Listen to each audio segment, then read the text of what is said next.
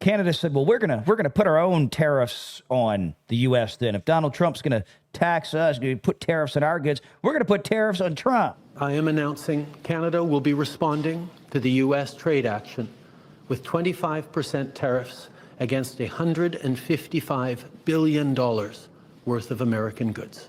Why does he sound so soy?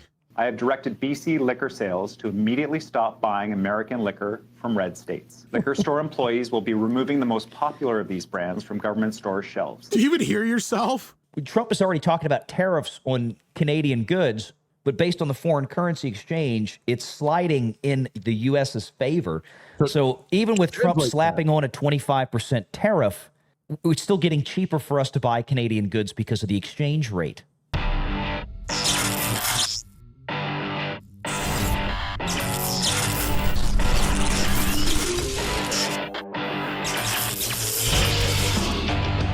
Renegade Online. Part of this, and one of the other things going on obviously this week, is the concern over the tariffs, the concern over this and that. Of course, we had Donald Trump announced that he was going to start instituting tariffs on Canada and Mexico and China. Canada said, well, we're gonna put our own tariffs on the U.S. then. If Donald Trump's going to tax us, going to put tariffs on our goods, we're going to put tariffs on Trump. Tonight, I am announcing Canada will be responding to the U.S. trade action with 25% tariffs against $155 billion worth of American goods. Why does he sound so soy? Which is amazing. How is he still there? Didn't he resign from office? Why is he still here? It's usually when people resign or they seek, I guess he's not going to seek re-election, but I thought he actually resigned, or he's going to resign as soon as they find a replacement. Let's see how long it takes to find a replacement for this little soy boy. Imagine having 1/10 of the economy of another country. That's the problem here. 60% of your exports, and you decide tariff war. Yeah, not going to work. This will include immediate tariffs on $30 billion worth of goods as of Tuesday, followed by further tariffs on $125 billion worth of American products in 21 days' time to allow Canadian companies and supply chains to seek to find alternatives. You don't have alternatives. Ce soir, j'annonce la Yeah, here's the thing. That's exactly, you just picked up on it, to try to find alternatives. Let me translate the French. There aren't any. He said, "Je suis le screwed." Exactly. Guess what, mothers? We don't need no damn syrups. We got our own. Yeah, well, some of the responses to this were some of the things that were out there were quite priceless. Doesn't Texas have like 2 or 3 times the economy that Canada does? Yeah, there is a huge disparity between American exports to Canada versus imports from Canada. There is a massive, massive disparity here. Where will I ever get my clearly Canadian from? Do they even still make that? I have no idea. Drinking one right now, Tom, and Are you really? I'm going to stock up on these clearly Canadians. Are you seriously? I seriously am. I've got a. Oh wow! I didn't even know they still made them anymore. I have not seen them in clearly years. Canadian fresh cherry. Oh, that's a good one too. Yeah. Yeah. God, I haven't had clearly Canadian in a while. I guess I'll miss them. I haven't had them in Clearly 20 American.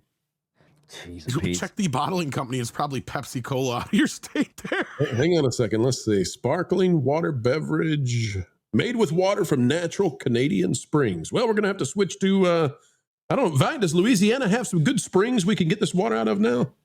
We've got quite a bit of natural resources down here. So let's see. This clearly is Louisiana. Wait, clearly, how do I say that? Clearly Louisianian? That can't be a word. How do you say it, Valiant? It could be. You don't even know how to say it. I think we got enough in Minnesota and Wisconsin to make up for it. Well, that's just it. And this is another bit here. I just wanted to play real quick, short clip here. Basically, the answer to that is don't do us no favors, right? Because at this point, all he's going to do is help our economy. Go ahead. Well, what's coming right now with the Canadian currency exchange rate, you've heard us talk in the past when we cover things like FX exchange, foreign currency exchange rates that have impacts, especially in the post-COVID years. Yeah. Oh, yeah. For our first of many steps, effective today, I have directed BC liquor sales to immediately stop buying American liquor from red states. Liquor store employees will be removing the most popular of these brands from government store shelves. For our first of... Do you even hear yourself? Yeah. We're going to remove the most popular of these brands, meaning the that everybody wants. And this was, to be clear, this is the premier of British Columbia, one of the provinces in Canada. I love how We're going to from red states, he says. So, okay. Try like 80% of the country now, but like, yeah, that's pretty much where all the beer comes from, is most of the red states, except for, so basically they'll have Bud Light. Yeah, pretty much. But Anheuser-Busch, Missouri, so not really. Yeah, no, not really. Where's Heineken made? I don't know. Belgium, isn't it? Well, it's imported. They probably have manufacturing plants here, but it's based out of, it's where somebody... That's what I'm saying. A lot of times nowadays, that's what happens, yeah. So for example, basically every bourbon and whiskey is off the table because that's Kentucky and Tennessee, two of the most red states there are. All Canada has is beer, right? Like, there's only so much you can do with that. By the way, video the U.S. has a gross domestic product of $27 trillion. Yeah. Canada has a gross domestic product of $2.5 trillion. The U.S., the economy is dramatically diversified. Canada, the largest by far importer of Canadian goods and services, the United States. Yeah, This is the dumbest thing. Oh, you've got it up on the screen. This is it. And people keep trying to use the raw data, but you have to look at it as a portion of GDP, of gross domestic product, right? And that's what Pro's talking about. But this is one of the slides I was trying to look for here. Canadian imports from the U.S., 436 billion. U.S. imports from Canada, 356 billion. Now, those numbers sound very similar. They're not. They're not, because of the gross domestic product of the U.S.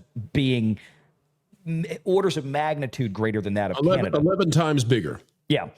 Trade deficit. U.S. had an 80.1 billion goods trade deficit with Canada in 22. Dependency. And this is the key.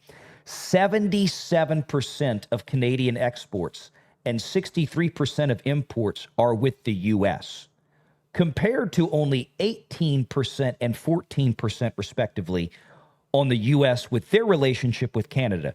So which one of these two countries do you think can outlast the other? They can't make by it a country mile. No, they can't make it a month. I mean, if Trump slaps them with a 100% tariff, their economy would collapse. Right. We don't want them to collapse. Like, dear Canadians, we love you. Please don't do this. I mean, no, I don't blame the Canadian people one bit. I blame their government. You can blame the Canadian people as you can insofar as anybody else's population for how they vote and the leadership they put in place.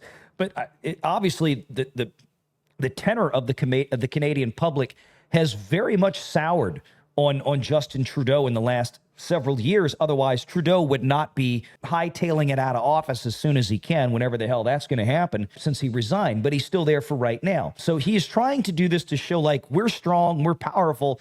And in this case, for all the flack and all the talk that people want to give about Donald Trump, his tariffs are really going to hurt the U.S. And I keep trying to remind people of some very sobering points, and that is this. Trump, he doesn't really want to put these tariffs on. He's doing this to force people that he knows he can put in this position to come to the table and negotiate and do things that Trump wants them to do. Mexico, remember, we just had this with, what was it? The president of Colombia said he's not doing this, and Trump said, I'm going to make it economically painful for you. And then he backed down real fast. Did he not? Yep, he did. When it came to deporting, especially criminal illegal aliens that were from his country, back to them. The same thing here is going to happen with Canada. He knows he can break Justin Trudeau's knees on this thing, because this will not last very long. And probably, if I had to guess, of course, this isn't going to be made terribly public, but we all know what Trump is after in this case. Number one, more fair and equitable trading terms to where the U.S. and the U.S. taxpayers are not getting rolled over to pay for basically, think about all the stuff that we pay for Canada. Forget the export-import issue. Think about, basically, the United States pays for Canada's military defense. Is ultimately what it boils down to. Think about all the non-cooperation. You think Canada's really helping us out protect the northern border? Yeah, we keep the Mexicans out. People talk about the southern border a lot, but they forget that the northern border lets in a lot of people that we don't want here. And I'm talking about the blowy-uppy stuff kind. I'm talking about terrorism. I'm talking about actual full-blown criminals. They need more cooperation from places like Canada. And, well, a good way to do that is to force your hand. You don't want to come to the table. You don't want to play ball. Look at how fat Trump joked about, really. I don't think he was ever serious with this. Taking over Canada as the 51st state, calling Trudeau the governor of the 51st state of Canada. And it was hilarious. And it crushed him. It destroyed him to the point where he wound up resigning like a week later. Trump absolutely wrecked him. Now he's going to play the same game again with the tariffs.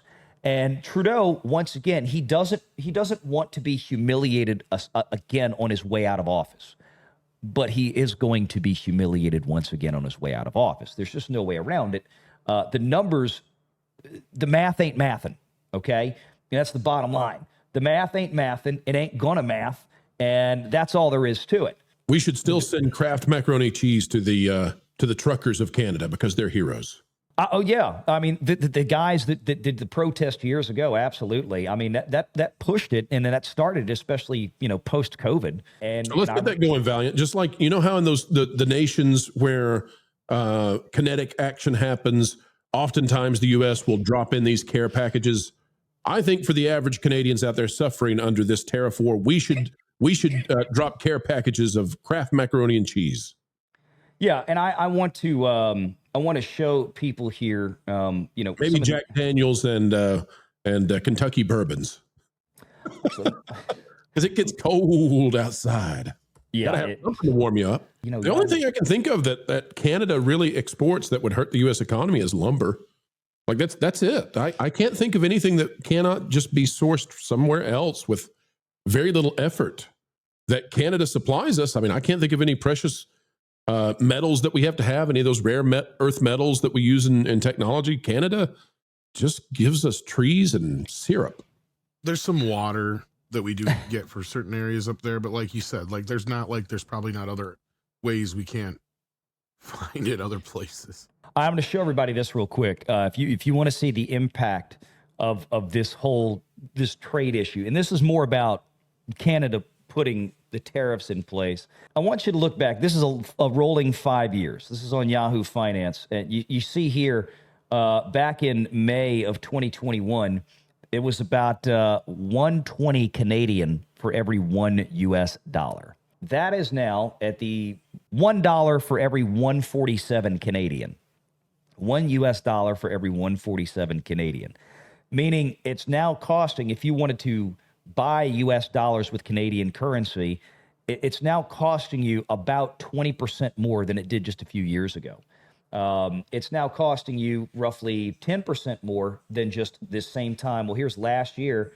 Let's go January, February. This is February 4th last year. Where was it? Let's see. 135. It's now at 147. So it's up almost 10%. This is the problem. This is the anticipation of what's going to happen with this.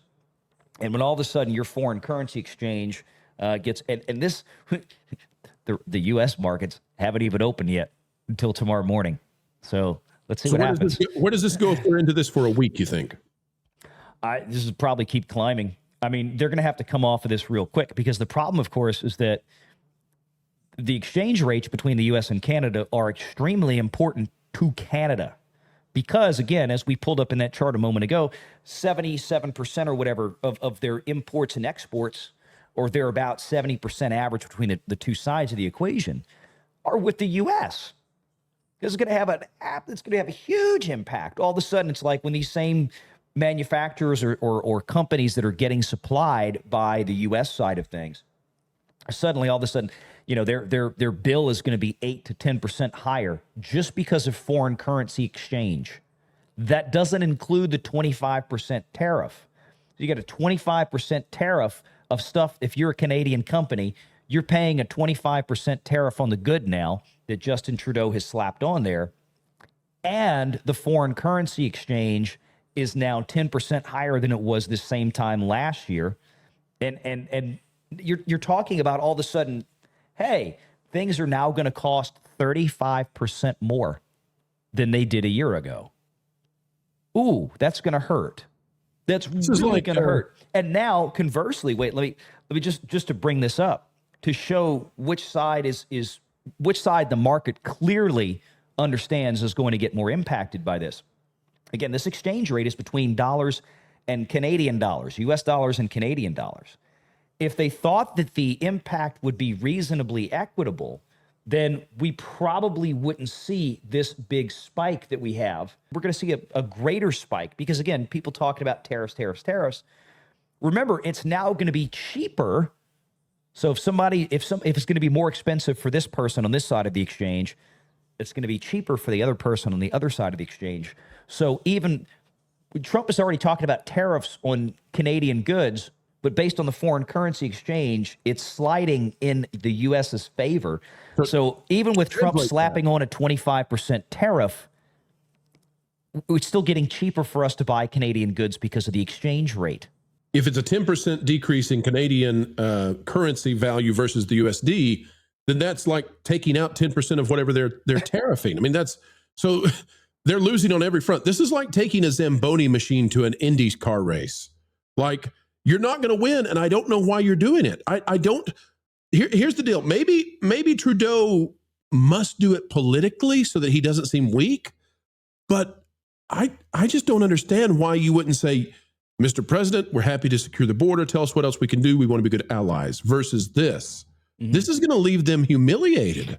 The Canadian government, by the way, not the Canadian people. We need to clearly delineate those as being separate. Yeah, I think, look, obviously most of the Canadian people have rejected, like we said before, has outright rejected Justin Trudeau's policymaking, even though many of them voted for him in the previous election. They've turned around and said, this guy sucks. This guy don't work. Because otherwise, Justin Trudeau wouldn't have resigned. Make sure you're subscribed to Valiant Renegade and join us every Sunday at 6 p.m. Eastern for the live show.